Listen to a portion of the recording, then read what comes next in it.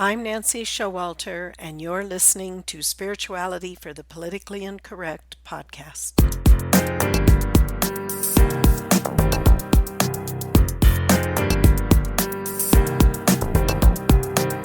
Welcome, all radical paradigm shifters and creative change makers. You who dare to create a better life and a better world. Tap into the power that resides within you and use that power for constructive change.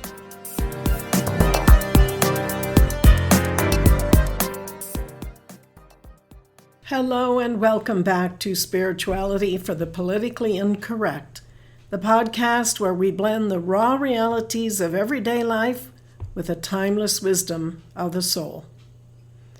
If you're feeling like the world is spinning faster than ever, you're not alone. We're living in a time of extreme uncertainty, economically, politically, emotionally, spiritually. And the truth is, life isn't always fair.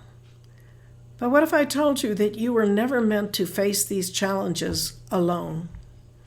Today we're talking about coping strategies, but not just the kind you'll find in psychology textbooks. We're going deeper.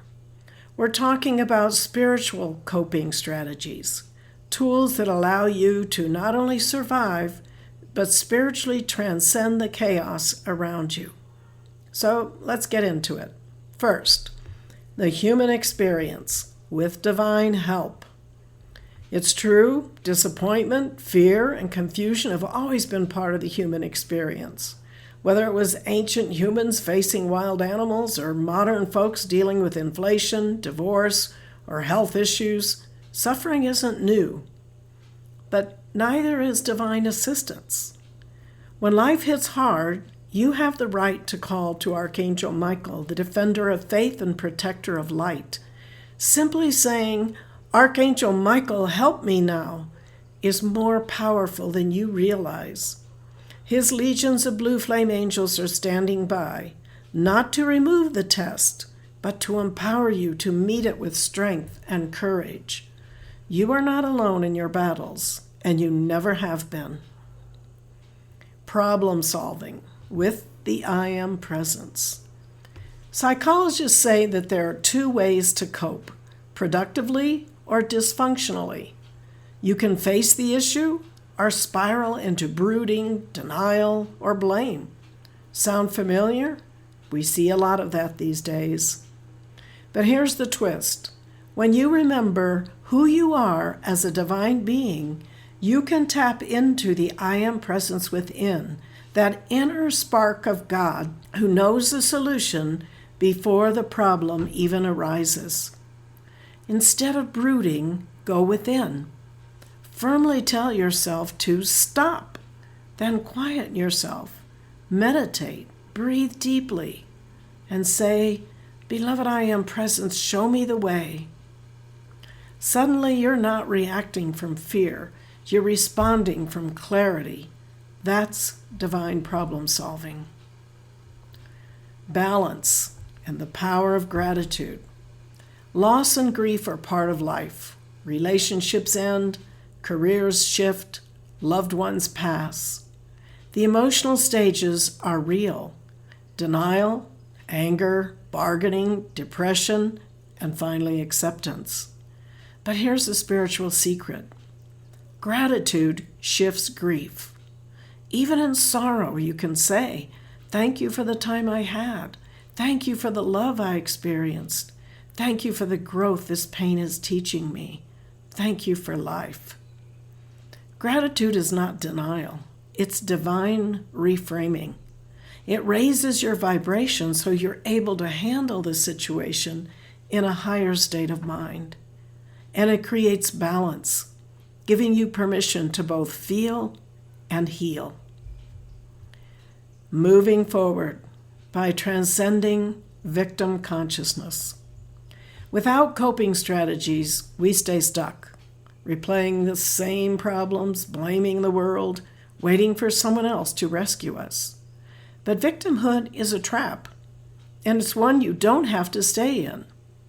The spiritual path invites you to reclaim your power and say, "I am empowered, I am a co-creator. Now, does this mean that you deny negative feelings or grief? Absolutely not. Allow yourself to feel the emotions, but don't identify with them. Emotions are energy in motion. Acknowledge them and let them pass through you. The stages of grief can be moved through naturally if you do not cling to the negatives and realize that those emotions are not your reality. They're just energies passing through you. You've fallen? Get up. Dust off your soul. Call on the angels. Decree your victory. Ask your higher self to blaze the violet flame through your limitations, transmute the pain, and move forward. Every trial is a training ground for your ascension. And the last one, resilience and the alchemy of the soul. Resilience isn't just a mental trait, it's a spiritual muscle. And you build it every time you turn to God instead of fear. Every time you choose prayer over panic. Every time you pick up your spiritual sword instead of laying down in despair. Want to build resistance? Start your day with a simple I am affirmation and repeat it until your vibration raises. I am the resurrection and the life of my courage, my peace, my purpose. I am the resurrection and the life of my courage, my peace, my purpose. I am the resurrection and the life of my courage, my peace, my purpose. Make time for silence. Decree light into every challenge. Stay connected to spiritual community. And remember, you are stronger than you think because God lives in you. And the power within you is greater than any power outside of you. Coping strategies are more than survival tools. They're spiritual practices. They help you navigate this imperfect world with inner strength, divine insight, and a heart that refuses to give up. So next time life throws you a curveball, remember this. You're not powerless. You're not alone. And you're not a victim. You are a spiritual warrior, backed by archangels and many angels, filled with the light of your I Am presence in Christ within, and capable of transcending any difficulty with grace. Thank you for joining me today. If this episode resonated with you, share it, leave a review, and come back next week as we keep pushing through the nonsense together with truth, fire, and love. Until next time, stay grounded and draw down spirit into your life. Thank you for being with me today, and if you enjoyed this episode, please subscribe, download, and comment. I'd love to hear from you, and your support is much appreciated.